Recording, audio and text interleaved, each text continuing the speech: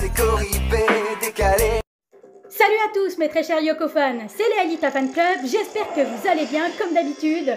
Aujourd'hui, pour cette vidéo, j'ai prévu une nouvelle review de personnages. C'est un sujet qui vous a beaucoup plu, et à moi aussi, d'ailleurs j'ai adoré réaliser la première sur William, je me suis vraiment éclatée à la faire, c'était génial. Enfin bref, pour celle-ci, j'ai décidé de mettre en lumière le personnage de Odd Della Robbia. Ouais, alors petit aparté quand même avant de commencer.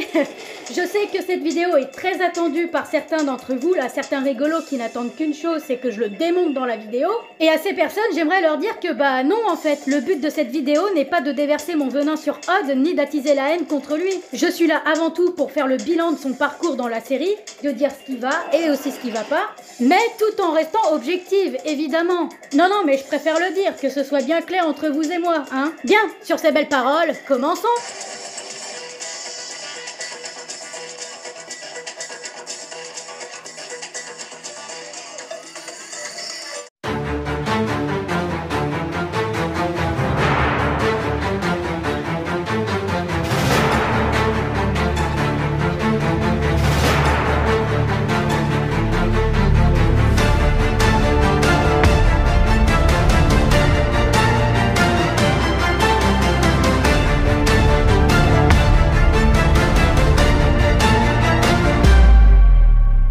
Alors, Odd Della Robbia, il y a tellement de choses à dire sur ce personnage, et pas que du bon, croyez-moi. Bien, comme vous le savez tous, Odd est l'un des 5 personnages principaux de l'histoire. Mais si je l'ai choisi aujourd'hui pour une review de personnage, c'est pour une raison bien particulière. Et cette raison, elle est toute simple. Sa popularité. Et oui, puisque même si son rôle est plutôt similaire à celui d'Ulrich et Yumi dans la série, alors évidemment je parle de façon globale, puisqu'il est évident que chaque personnage a son propre parcours. Eh bien il reste néanmoins celui qui a réussi le plus à tirer son épingle du jeu, notamment grâce à sa personnalité haute en couleurs qui a tout de suite fait fondre le cœur des téléspectateurs. Et ouais, fille comme garçon, tout le monde a succombé à l'extravagance du jeune Odd Della Robbia. Beaucoup de fans de la communauté l'ont d'ailleurs comme personnage préféré, notamment déjà parmi vous. Je sais qu'il y en a beaucoup d'entre vous qui adorent ce personnage. Et même si ce n'est pas le cas, rares sont les fois où je l'ai vu classé en dessous de la 3e place dans les sondages. Idem dans les épisodes de la chaîne officielle ou dans la section commentaires, il y a peu d'avis négatifs sur le personnage. MDR, j'adore Odd. On peut dire tout ce qu'on veut, il finit par rester fidèle à lui-même. Et ça c'est génial. Prenons tous exemple sur lui. Odd, il est trop fort, il est trop chaud. Odd a vraiment géré. C'est pas pour rien qu'il est mon perso préf. William, c'est le meilleur. Non, c'est Odd. Durant cet épisode, Odd a genre tout fait MDR, best personnage. Odd, t'es trop mon préféré. Moi, je préfère Odd. On peut dire tout ce qu'on veut sur Odd, mais c'est l'un des personnages les plus forts physiquement, tout comme aussi moralement. 5 minutes later. Il a quand même été le seul pour l'instant à avoir déglingué William très rapidement, alors qu'Ulrich et Yumi galèrent à le battre.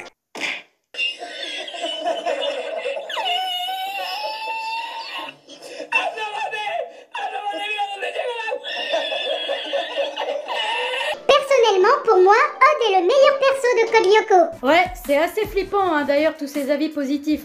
Limite, si tu le critiques, tu passes pour un gros con. Mais le jeune Della Robbia n'a pas seulement séduit les téléspectateurs. Et oui, il a aussi fait un carton plein chez les scénaristes eux-mêmes. Et c'est d'ailleurs en grande partie pour cette raison que sa popularité a eu un énorme impact dans la série directement. Et plus particulièrement dans la 4e saison où là, la mise en valeur du personnage est à son apogée ultime. Mais j'aurai l'occasion de revenir là-dessus un peu plus tard. Enfin bref, vous l'aurez compris, quoi qu'on en dise et quoi qu'on en pense, Odd restera de toute façon une icône incontournable de la série. De ce fait, une review sur ce personnage est donc indispensable. Bien, comme avec William, on va faire saison par saison. Donc, Odd Della Robbia est un jeune garçon. Oui, je précise parce que beaucoup de personnes ont cru que c'était une fille. Ça m'a bien fait marrer d'ailleurs parce que j'ai jamais compris pourquoi. Ah non, je ne sais pas ce qui vous fait dire que je suis une fille, mais je suis pas une fille. Ta voix, mais surtout ton apparence apparemment. Ah bon? Faut pas confondre identité de genre et expression de genre, sinon on va déjà mal partir.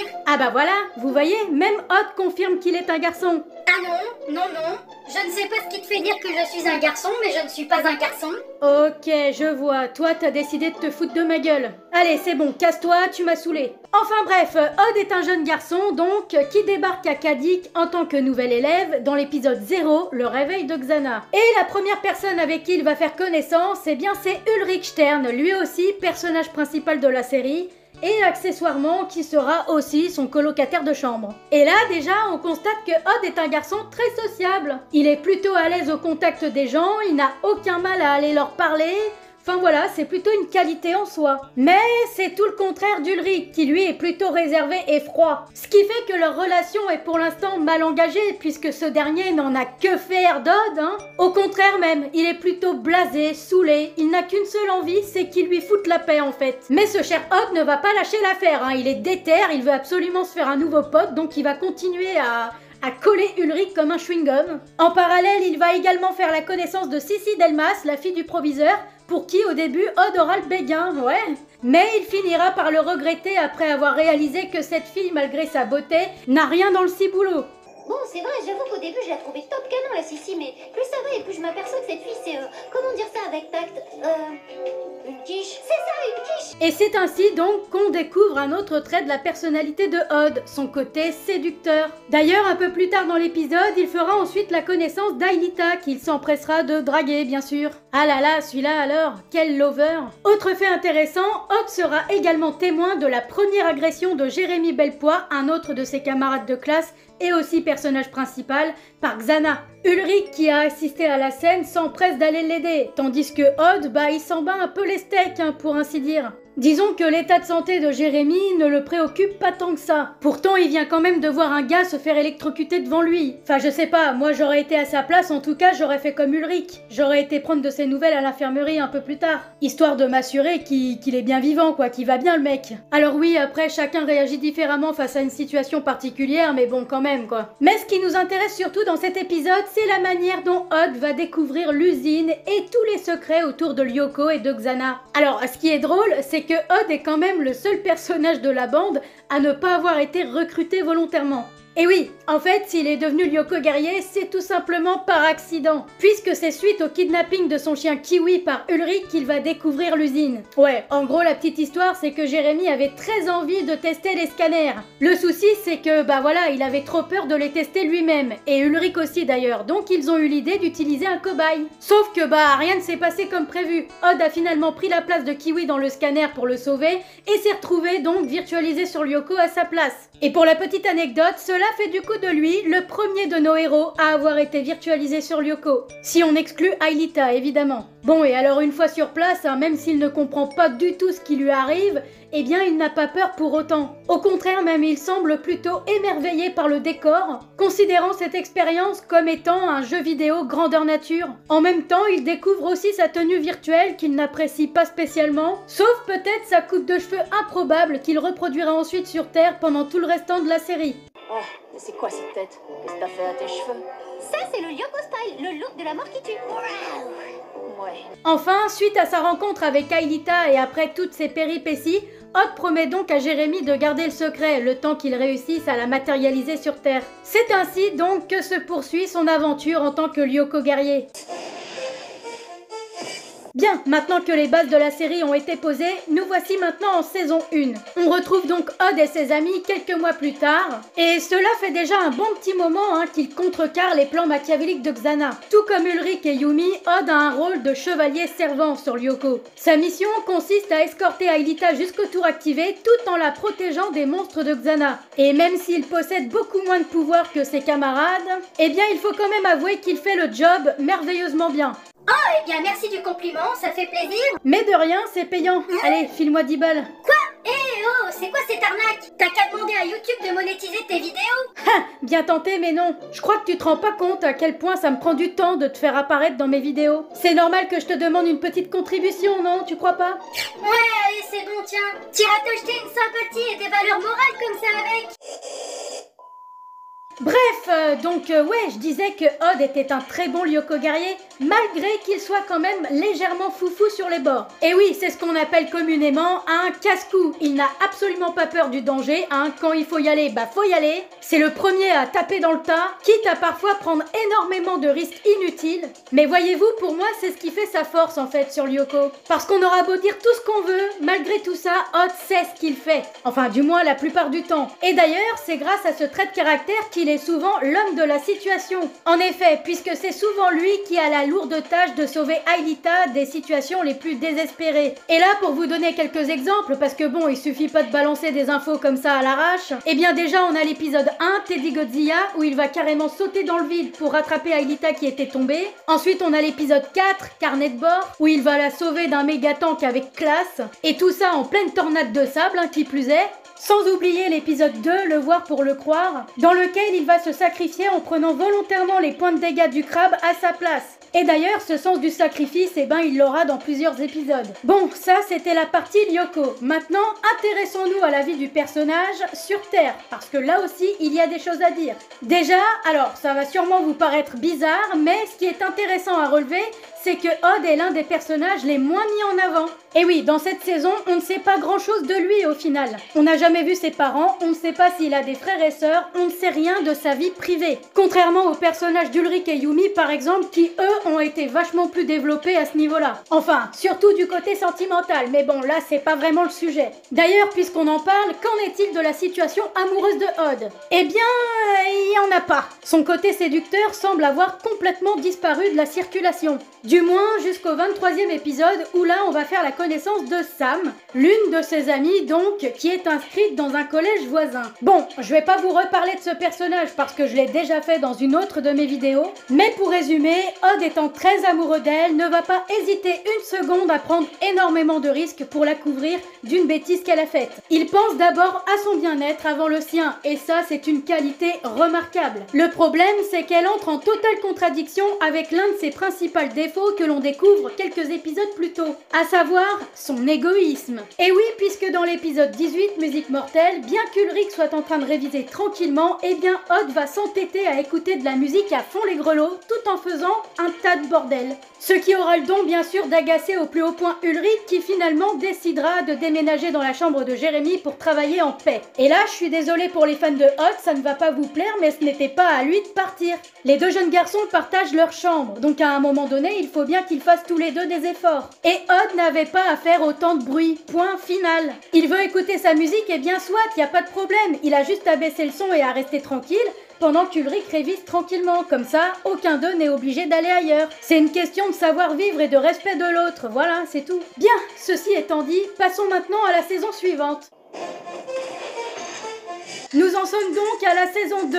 Saison des amours pour le personnage, puisque son côté Casanova est de nouveau mis sur le devant de la scène. En effet, de plus en plus d'intrigues terrestres amoureuses tournent autour de lui. Par exemple, dans l'épisode 42, Désordre, on apprendra que Odd sort avec 2 filles en même temps. Ouais, il s'emmerde pas lui quand même, hein. Mais ça ne s'arrête pas là, puisque dans l'épisode suivant, il avouera à Ulrich qu'il est sorti avec toutes les filles de sa classe. Enfin, presque, parce que je doute qu'il soit sorti avec Sissi quand même. Bref, en clair, t'es sortie avec toutes les filles de 4e. En clair, oui. Dans l'épisode 51, Révélation, Xana se sert même de cette facette de la personnalité de Odd pour réussir à l'atteindre durant une attaque en se faisant passer pour une fille. Et le pire, c'est que ça marche, hein, le poisson mord à l'hameçon. En bref, sa vie sentimentale est hyper mouvementée. Mais cette saison 2 marque surtout l'arrivée d'Aelita dans le monde réel. Et oui, elle vient enfin vivre avec ses amis sur Terre. Et là, je sais ce que vous vous dites, hein, pourquoi tu nous parles d'Aelita vu que la vidéo est centrée sur Odd? Eh bien, tout simplement, justement, parce que Odd est celui qui a le plus fortement contribué à son adaptation sur Terre. C'est lui qui principalement va la prendre sous son aile pour lui apprendre à se défendre face à la méchanceté des autres élèves. Et plus particulièrement face aux attaques de Sissi, notamment en lui enseignant l'art de la punchline. C'est un domaine où il excelle particulièrement et qui a grandement fait monter sa cote de popularité aussi. Bah ouais, l'une des qualités que l'on apprécie le plus chez Odd, c'est bien évidemment son sens de la répartie. Vous voulez des exemples? Oui, s'il te plaît, des exemples. Allez, d'accord. Mon pauvre Ulrich, quand vas-tu te décider à admettre que la femme de ta vie, c'est moi? Tu perds ton temps avec ce corbeau femelle anorexique. Mieux vaut être un corbeau qu'une grue.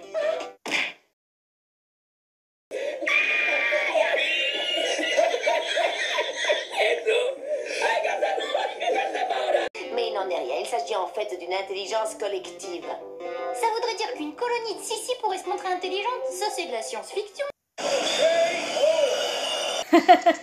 Il tire à balles réelles, lui, faut pas le chercher. D'ailleurs, le caractère de Odd aura une forte influence sur celui d'Aelita, qui au fil des saisons se laissera de moins en moins marcher sur les pieds. Et justement, concernant les amitiés au sein du groupe, parce que ça j'en ai pas encore parlé, eh bien c'est avec elle qu'il a le plus de liens. Leur relation est vraiment très fraternelle et très fusionnelle. Même sur Lyoko, il jouera les grands frères en lui apprenant notamment quelques petites figures stylées avec son overboard afin qu'elle puisse s'échapper plus facilement des monstres. Et ça, on l'apprendra dans l'épisode 39, Mauvaise conduite. Mais Odd est également très proche d'Ulrich avec qui il passe quasiment tout son temps. Ce sont les BFF absolus, ces deux-là. Il avait donc raison dans l'épisode 0. Tu vois, je t'avais dit, à la fin de la journée, tu pourras plus te passer loin. Mais la saison 2, c'est aussi celle où il sera le plus en proie aux situations les plus cocasses et what the fuck. Comme par exemple à l'image de l'épisode 30 à grand jour, où il sera temporairement un brillant élève, qui fera même cours à un moment donné à la place de la prof, Madame Hertz. Et tout ça, grâce à une attaque de Xana. Alors, on dit merci qui ?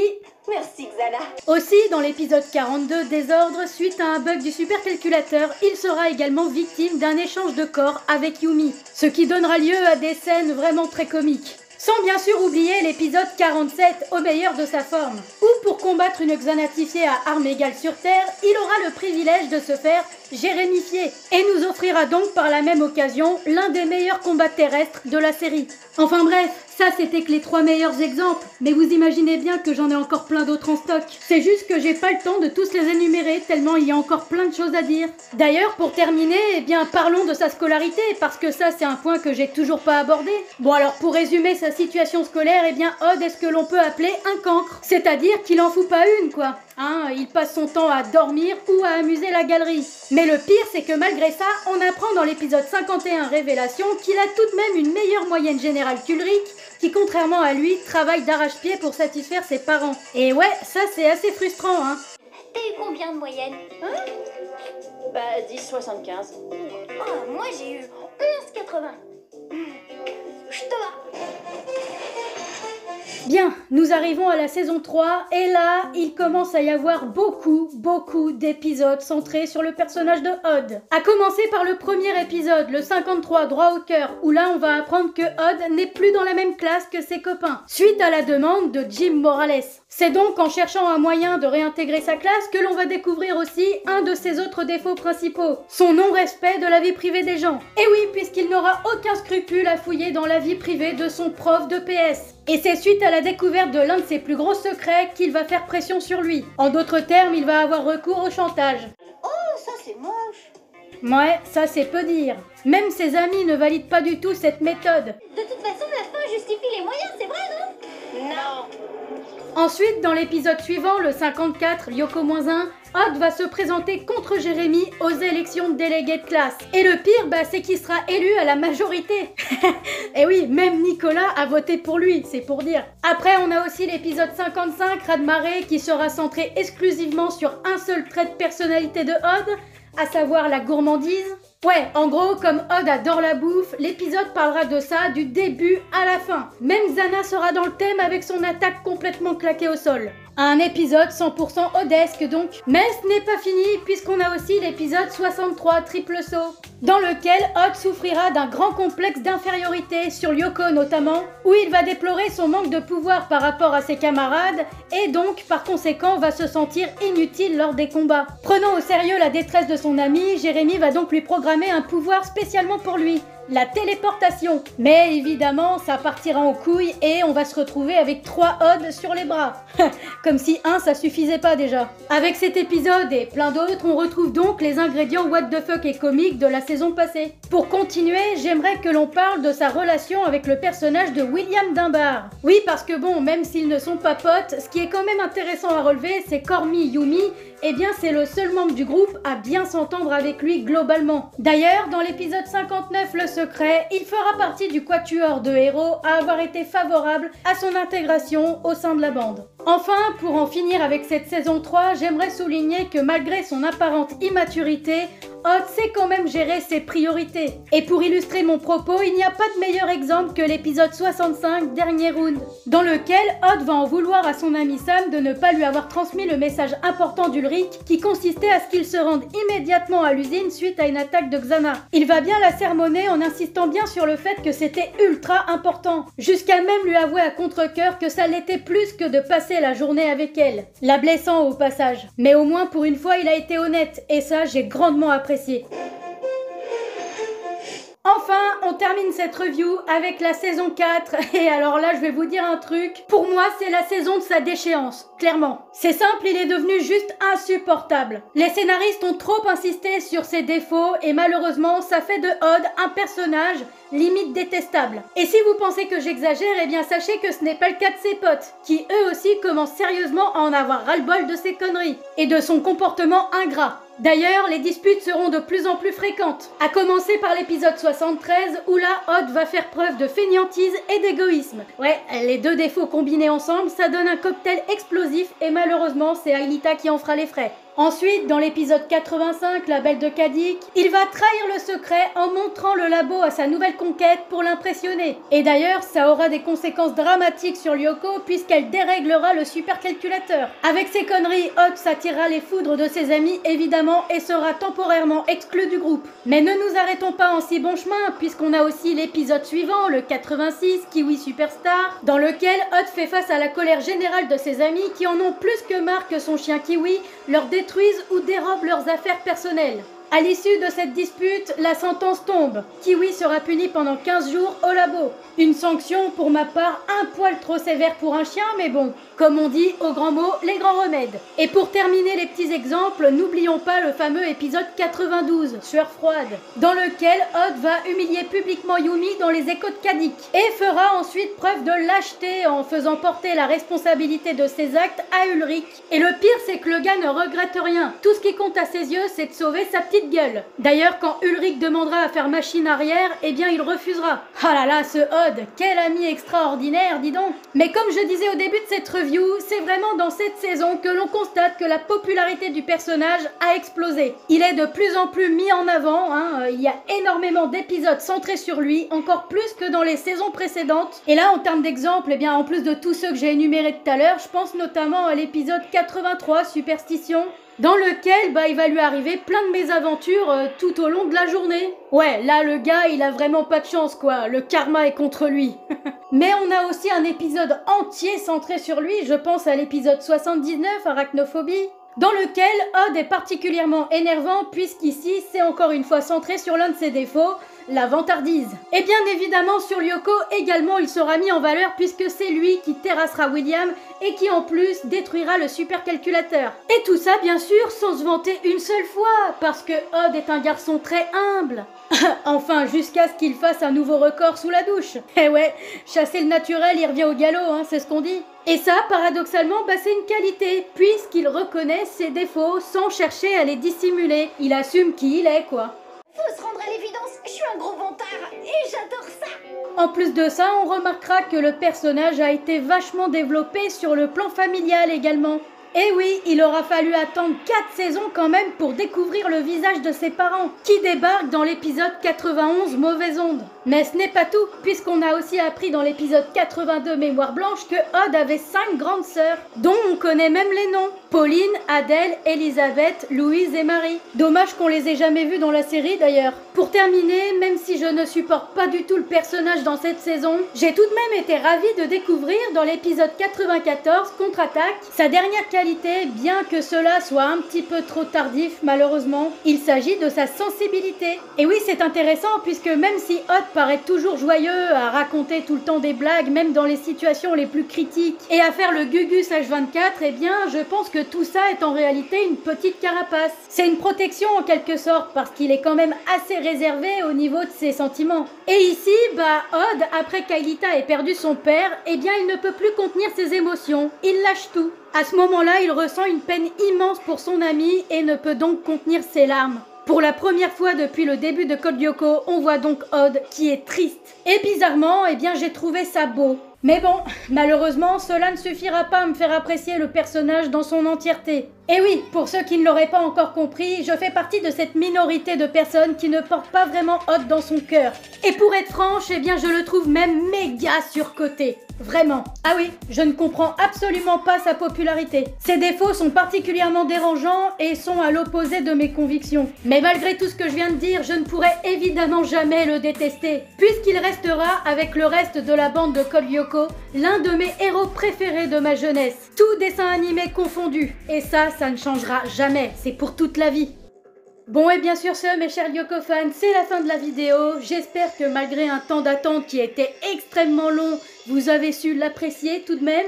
D'ailleurs, je m'en excuse évidemment, c'est juste qu'en ce moment, voilà, j'ai une petite baisse de motivation encore une fois. Sinon, avant que l'on ne se quitte, j'en profite pour dire aux personnes qui aiment le gaming que j'ai ouvert il y a quelques mois un compte dédié au gameplay d'horreur. Donc si vous êtes curieux, vous pouvez toujours aller voir la chaîne. 3 vidéos sont déjà disponibles, une 4e est en préparation. Voilà, moi ça me permet comme ça de faire un petit peu autre chose que du Code Lyoko parce que voilà, ma vie ne tourne pas essentiellement autour de ce dessin animé non plus. Et puis pour vous, l'attente sera un petit peu moins pesante si jamais cette chaîne vous intéresse. Alors la chaîne s'appelle Leailita Horror Gaming, mais ne vous inquiétez pas, hein, le lien est en description évidemment. Bon allez, sur ce je vais vous laisser, hein, il s'agit pas de faire une outro aussi longue que la vidéo en elle-même non plus.